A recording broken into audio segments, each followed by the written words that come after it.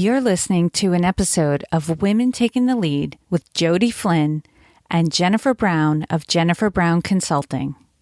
Organizations need to prepare themselves for a diverse workforce in all ways. And so we need to stand up and be counted, and organizations need to meet us halfway.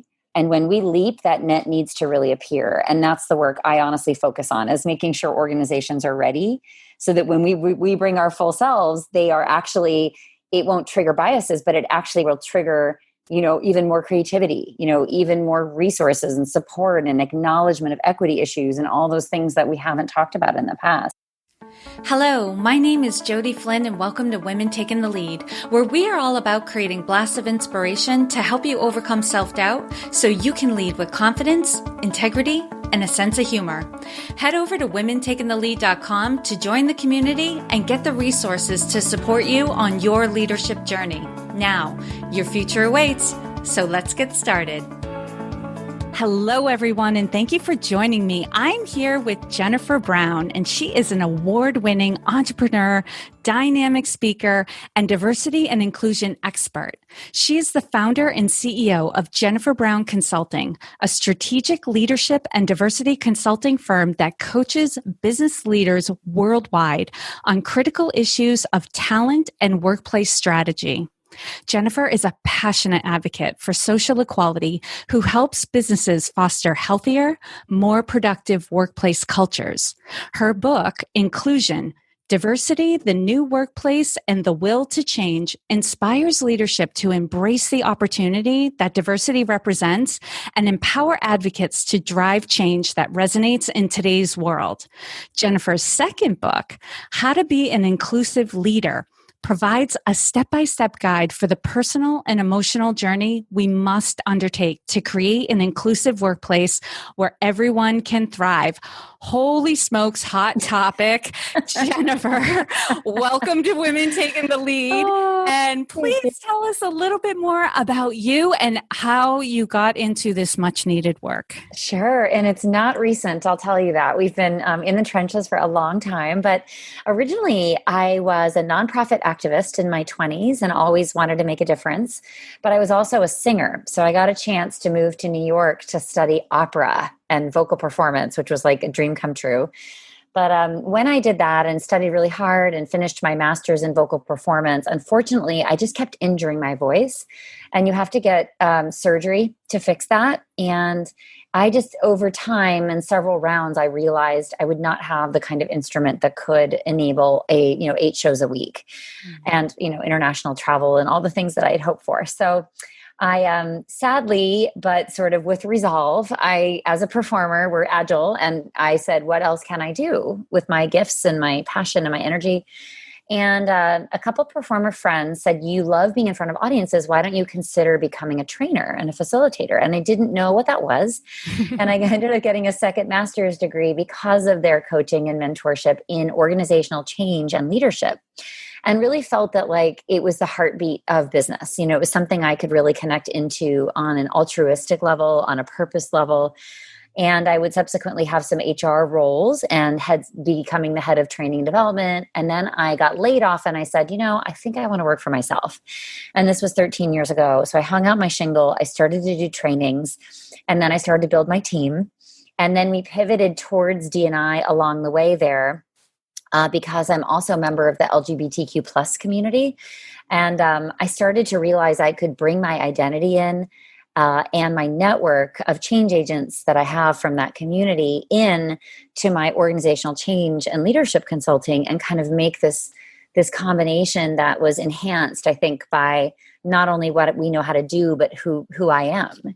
And my own experience. And we know today, of course, thinking about this topic, that it is so much about the lived experience that some of us have and how we're seen and heard in the world, what we experience that's different because of our identities. And so I think I was able to marry all that. And that was a really incredible moment when I realized that I could actually, in a way, do the work of healing my own workplace experience of somebody having been closeted, both as a performer and then a corporate employee, and then as an entrepreneur for a while. I mean, today I'm not, and I'm very much out there, but I still, hesitate to bring my full self into certain rooms depending on what I see, what I perceive to be, who I perceive to be in that room, and what they will think of me, how they might judge me, how I want to play my identity or not. And that's what I teach a lot about, is just the exhaustion of that, that the fact that so many of us are engaging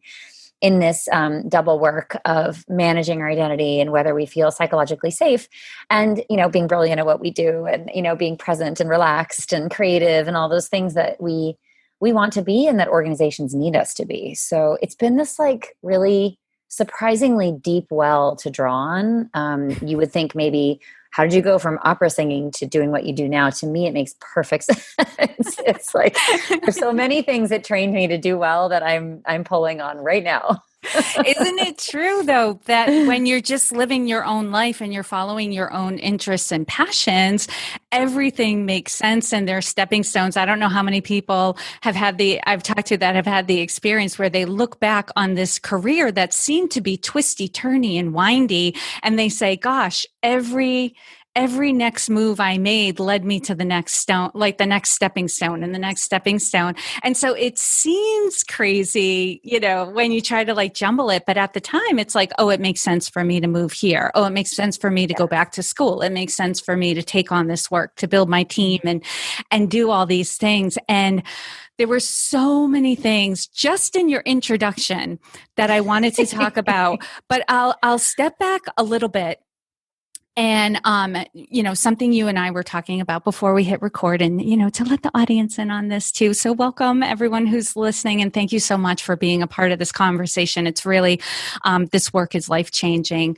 I shared with you that I was a part of a group that was doing a 21-day racial equity challenge. So it was all about becoming aware and learning more and hearing from different perspectives. And goodness, there's so many articles and websites and videos that we've been watching. And one thing that has been made so clear to me is my privilege, right?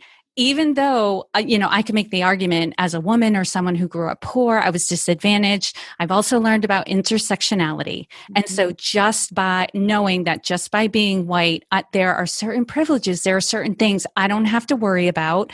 And I haven't been brought up to consider, right? It's almost like we're brought up blinded by these other things because they're just not a part of our experience and they're not a part of our world. And for anyone listening, if you're getting triggered, it's human, right? This is a human experience. But what this does is it can create environments where people who are not like me, are not like us, don't feel included. And it's not that we're doing it intentionally. Like we might say, because I know being a member of a board in Maine, we're very white, right? and in the beginning, we were very white. We were like 100% white. And we might have said, we would love to have more women of color as a part of our board. But there were like things we couldn't see and things that we were doing that we weren't aware of that was not making women of color feel like they were a part of our organization, like they had a voice in, the work that we're doing. Right. Okay, so I'm coming back around to my question. You're doing good. So this work of inclusion, it really starts with self-awareness, right? Being aware that perhaps people are being made to feel that they're on the outside of things. And your book, How to Be an Inclusive Leader, highlights the deep work that needs to be done to create an environment where everyone is welcomed, valued, respected, and heard. And you describe it as the personal and emotional journey we must undertake. You had that in your bio. So let's call them truths. What are some of the truths that we need to face to open ourselves to becoming that inclusive leader? Well, you just brought up one, right? Which is that privilege has many different aspects to it. It's not just, it's been kind of weaponized and it's used in often relating to male privilege or white privilege. And that's important to understand. There's other privileges, things that make our lives easier, like our educational background, what we were exposed to or not growing up, our mental health status on any given day.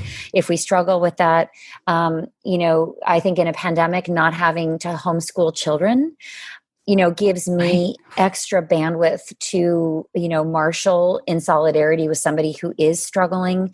So I just think that we've become much more sensitive to each other in this pandemic, which is one of those unexpected gifts of the situation. And we've seen so much about each other. We've really trusted each other with our truths because we kind of have had to, because we've been showing up really vulnerably and we've had no choice in many cases, right? Mm-hmm. Otherwise, we needed to have that honest conversation about like not being able to hit a deadline or not, needing a mental health day or a week.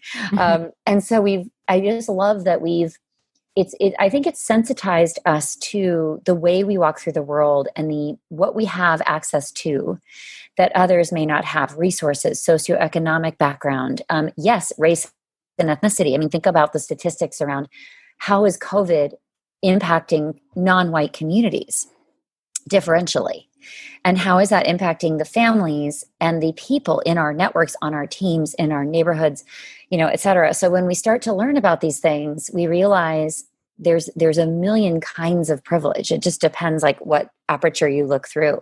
And I think that rather than kind of sitting there and feeling super bad about it all and not talking about it, I think that's kind of gotten us into trouble because a lot of us have kind of opted out of the conversation because we're so uncomfortable, because there's that guilt or that shame around this was maybe given to me, or it's easier for me, and maybe I didn't earn it, because oftentimes we don't earn these kinds of things. Sometimes we do, but a lot of times they're just given to us. Mm-hmm. They're accidents of birth.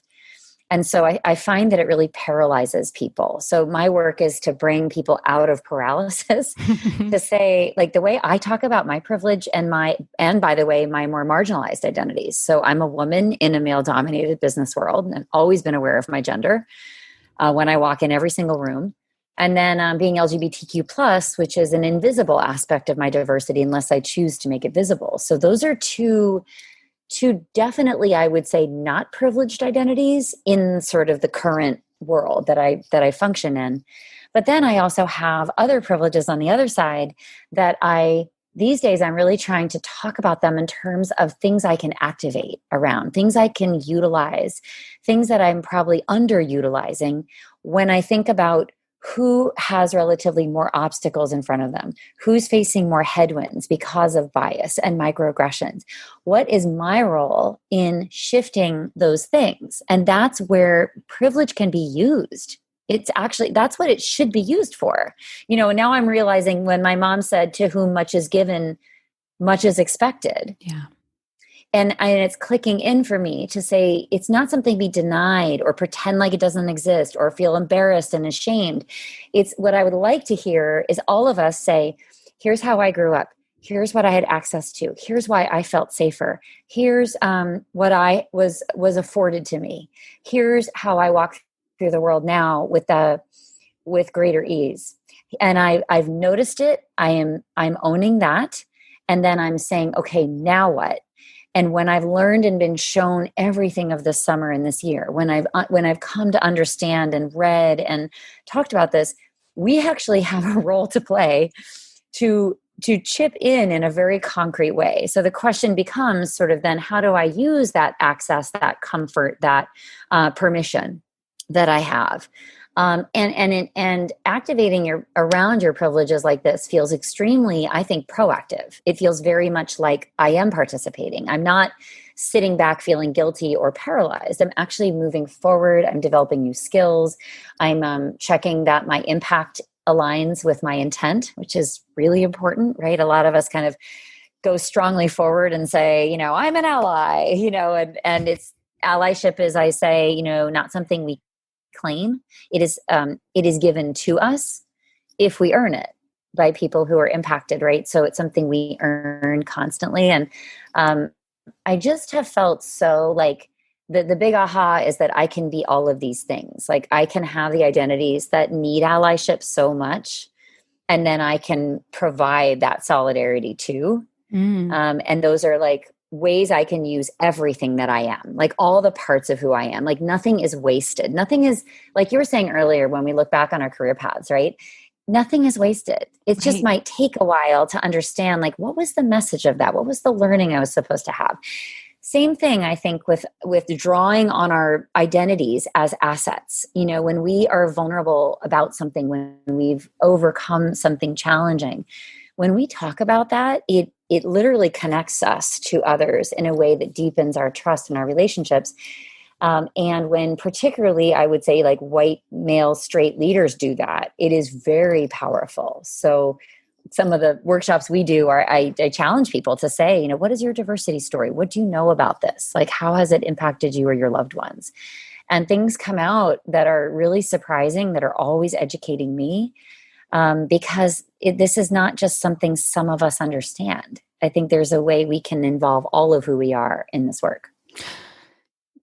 Jennifer, like this conversation. Oh my goodness. I was like, okay, there are three things I want to address in what you said that have like clicked off in my head, and hopefully I'll be able to remember all of them. I have had the experience as a recovering perfectionist, I like to say, perhaps perfectionist, and as a white woman, of this experience of just tell me what to say. Just tell me what to do. Help me get it right. You know, I don't want to misstep. I want to do the right thing. And that's a fight you can't win, right? That is so true. Thank you for saying that. Because you can't. It's not about saying the right thing. It's not about, doing the right thing. But there can be that resistance at first of like, I don't want to do anything or say anything because I'm going to get it wrong. And we have to embrace that as a part of this work and the conversation. So I love that you brought that up, where we just have to face that, like, we have to just put ourselves in that messy, like, we're probably going to get it wrong, but that's okay. We can learn, we can acknowledge it, and move on from there. And boy, like, I think my brain exploded at first when you had brought up, like, there are some things I can be an ally for and some things I need allyship for. And then when I realized, like, oh my gosh, I'm in that same boat too. And most of us are in that boat where we can be an ally to others if we earn it. And we need others to be our allies in order to get that equity that we're looking for. And it really brought me back to, in my career, some of the men who advocated for me and mentored me and allowed for me to rise through the ranks in my organization, that without their saying yes and putting their stamp of approval on me, which they didn't have to do, I could have easily have gotten stuck. And, this isn't, I'm going to come back to, I truly believe that gender issues specifically are not really gender issues. They're cultural issues. It's not men against women. It's like we were brought up in the same soup and we're dealing with that. And then, okay, so you said the word allyship, which was something I definitely wanted you to address. And for those who can't see, because you're listening, Jennifer and I can see each other. When she said allyship, she patted her chest like, I've earned the badge. You're right. I earned the allyship badge, but it is something you have to earn. And a couple of terms in allyship that have been thrown around, and I want to make sure everyone who's listening is clear on them, is performative versus authentic allyship. So if you could, cover for everyone, what is the difference between the two? And then also, what are some of the ways that we can be an authentic ally for others as leaders in our workplaces? Yeah, I'm so glad you asked that. And it's a mouthful. Performative allyship is, I think, a chief complaint on the part of a lot of our loved ones and community members, who identify as Black and Brown and LGBTQ, to say, like, you're an ally when it's convenient for you, or maybe you say a statement and you don't really like walk the talk on a long-term basis, right? So we saw companies this summer do performative allyship, right? It was maybe the Black Lives Matter post. And meantime, everybody in that workplace is sort of rolling their eyes because they know the work hasn't been being done internally. So that's sort of the ultimate, I think, example of performative, meaning it's when it's convenient, it's when it's easy. When people are looking. Yes, exactly, right. It's sort of the optics of it. And the really unglamorous work is the inside work, right? It is the, failing forward, getting it wrong, not being a perfectionist, coming back and trying it again. Like that's hard stuff. And that's that kind of the opposite of performative, right? Which is I'm in it, I'm in the soup, I'm swimming around.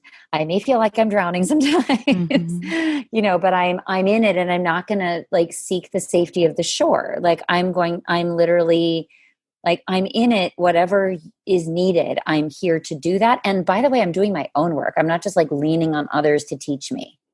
That can also be a little performative, like checking in with your Black friends, that when it's like for the friend, they're like, this is really out of the blue with no context. It was a little bit of that too. It was what we call virtue signaling, which is sort of signaling like my intent to be an ally. But again, like all of this involves, I think, looking underneath, behind the curtain, like underneath deeper in ourselves to say on a daily basis, what can I practice? What can I do today towards my goal of being someday seen and considered to be an ally? And another word we really like is accomplice. So accomplice has a bit of a different energy to it. I think it's accomplice feels to me sort of like I'm alongside you and I'm co-conspiring to change things with you.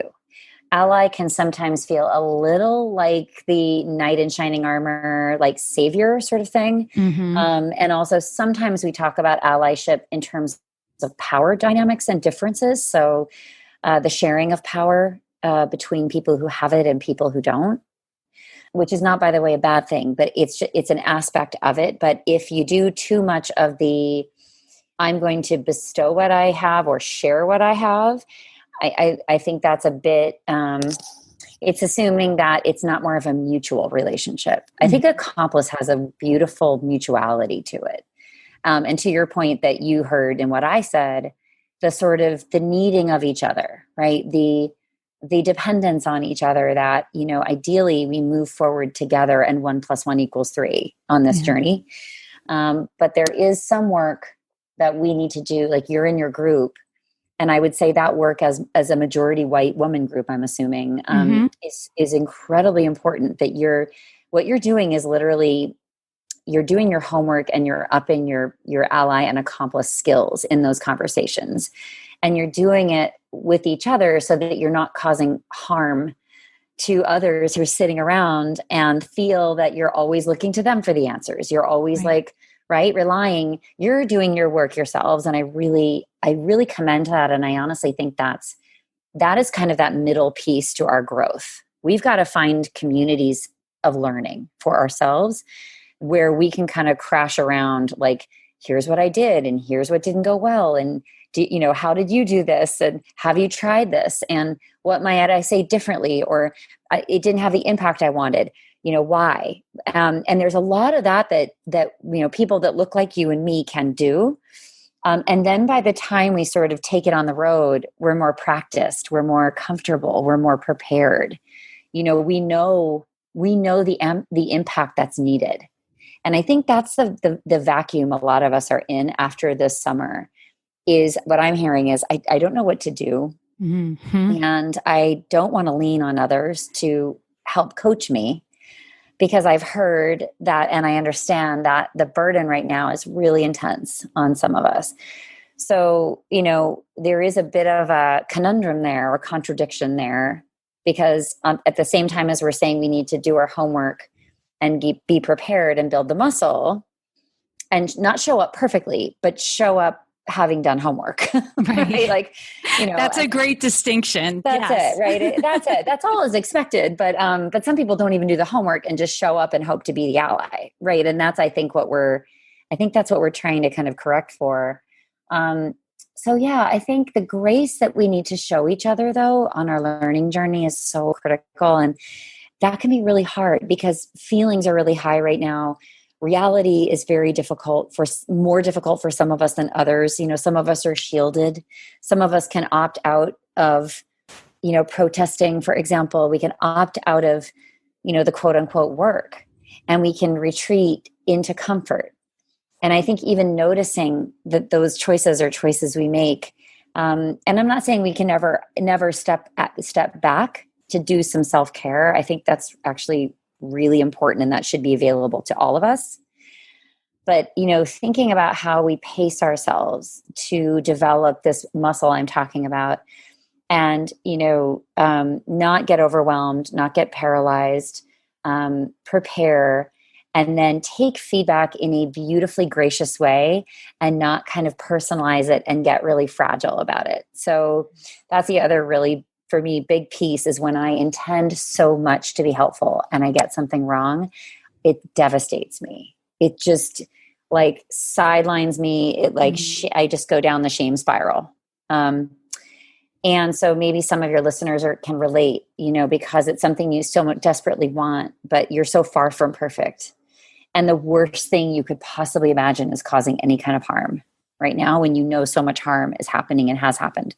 Yeah. So I think that this is this nugget that I sit with a lot, which is like, how do we take the learnings we need? How do we not make it about ourselves? But those feelings are real.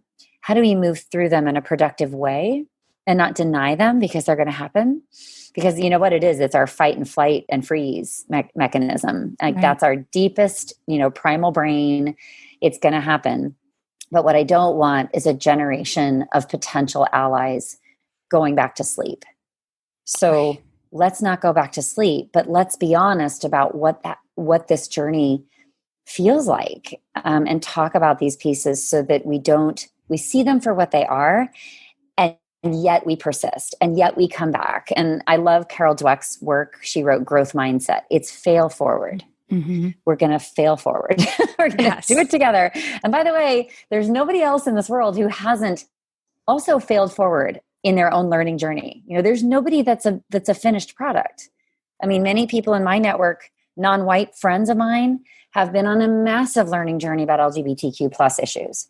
Like going from literally not knowing anything and saying harmful things to getting on the train, to doing their homework, to like being in relationship with me, and now being this proud, aspiring ally that it warms my heart. And so like we can all come to this work about different identities that aren't our lived experience. And I think that's what's so cool about the mutual destination that we're all trying to reach. Not reachable. It's really about the journey. But the learning never stops. And as the world continues to change, there's more diversity dimensions that like mental health, we don't even know how to talk about that in the workplace. No. Parenting issues is a challenge now, always has been, but now is exacerbated. But there's still, I think, a lot of shame around that. Abilities issues, hidden disabilities. There's stigma around military background and what veterans experience in the workplace as they try to transition into the civilian world. Like it just goes on and on. Like this stuff is I love it because it's like the gift that keeps giving. It really is. And I think that was like my initial experience when we really started going into the work, as a board for the Maine Women's Conference, just to put it in context, when we really got committed, like, there was the intention at first. We have this intention, and then we were like, this isn't working. Having a good intention is not getting us anywhere. We need to commit to this. And so when the commitment was there and we started really diving into what does it mean, to be diverse, equitable, and inclusive, it was Pandora's box. It was like, oh my goodness, there's this, and there's this, and there's this, and there's, okay, this isn't just a skin color issue. Yeah. This isn't just about, making our conference more accessible. Like this is like holistic.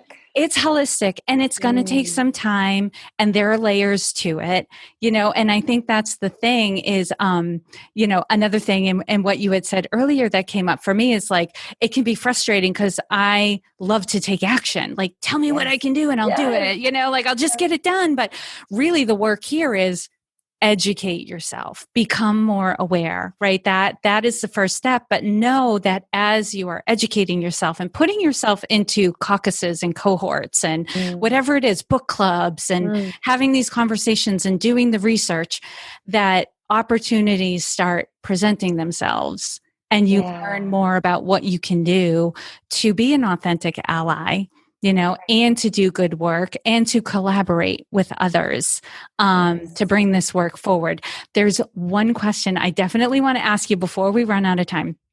And you touched on this in the beginning, in the intro.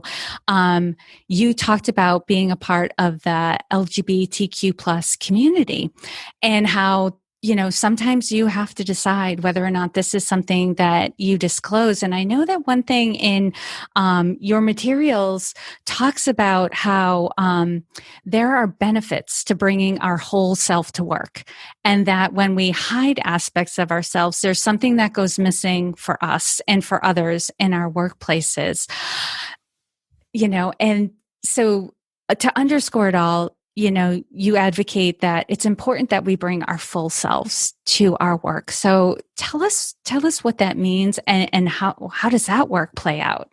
Oh, it's interesting. And it's not even just to work, right? Sometimes I realize these are life skills, these are parenting skills, these are community skills, right? We all lead. Anytime you're in community with at least one other person trying to achieve something, you're in a leadership role. I mean, you're leading yourself, right? But yeah, when I realized how many of us are covering in the workplace, meaning we're downplaying parts of our identity that can be visible, by the way, like I'm visibly a female identified person, but I can very intentionally not talk about quote unquote things that might remind people that I'm female, interests, role in the family, parenting, things like that. So we actually get very good, I think, at sensing that there will be a bias that we're going to encounter. And we either sanitize ourselves or we just downright hide and don't talk about something. In the gay community, we've always called this being closeted. Closeted means more traditionally like just literally not being out to people. But covering is more subtle. It's kind of it's a downplaying or a minimization so that you don't highlight your difference, but your difference may be very obvious. Like if I'm a Black woman, you see that I'm a woman and you see that I'm Black. There's nothing I can do about that, but I can sort of never talk about those things. I can sort of avoid other Black women, for example, and sort of association-based covering. Or I can not raise a comment or a joke or a phrase that is a microaggression, right? Because I want to distance myself from that because I don't want to be assumed to be the angry, quote unquote, or somebody who's biased towards people that look like me or identify as me. So there's a lot of this, like this energy sucking activity that's going on. And there's research that shows this that was done by Deloitte. The paper is called Uncovering Talent. And I always reference it. And it's just so meaningful to people on a variety of dimensions. And I think, so bringing our whole self to work can be problematic. It can actually hurt, remind people of our difference, remind us of the stigma, and actually derail us in other people's eyes in terms of our potential and our performance, and also make us feel really small. Because I think when we downplay parts of who we are that we're actually really there that are important to us, I think it internally makes us feel less confident that those matter, that they're important, and they may have played a very big role in who we are. And so we are literally wrestling constantly. And I call this like working double time. It's literally the tax we pay on being different. But the thing is, we're not alone. There's a lot of us, especially with hidden diversity dimensions that nobody is saying anything about. And therefore, we can't find community. We can't realize that we're actually not alone. And then we also, when we bring our fuller selves to work in community, which is safer, then organizations need to listen to us. They need to realize that we are everywhere. When we're LGBTQ and we're closeted, we actually don't know that anybody else is in the organization like us. And that can be a tremendously dangerous and isolating place to be. So I think that it's twofold. It's being brave and courageous enough to bring our full selves, because we know that there are others that need to see us doing that. And it will enable the connection of community, right? But then organizations need to prepare themselves for a diverse workforce in all ways. And so we need to stand up and be counted, and organizations need to meet us halfway. And when we leap, that net needs to really appear. And that's the work I honestly focus on, is making sure organizations are ready, so that when we bring our full selves, they are actually, it won't trigger biases, but it actually will trigger, even more creativity, even more resources and support and acknowledgement of equity issues and all those things that we haven't talked about in the past. So, that's my nirvana, is that all of that happens together and we can all move forward, both individuals and organizations, and also the organizations where we work, play, live, and thrive. Awesome. There's an opportunity here. Do the work now. Get ready now, because that day is coming. And so for those of you who are listening, I know your ears are perking and you want more information. And I just want to underscore Jennifer's second book, How to Be an Inclusive Leader. This should be on your nightstand. So grab it, gift it. And for those of you who work within organizations and your organization could utilize Jennifer's expertise and experience and training, please reach out to her. Jennifer, that's a great segue. Tell everyone how they can connect with you. Thank you. Yes. Thanks for that. So the book is How to Be an Inclusive Leader. My podcast is called The Will to Change. So tons of really great guests on there. And then Jennifer Brown Consulting is our consulting company side of the house. And then Jennifer Brown Speaks is my author speaking podcast site.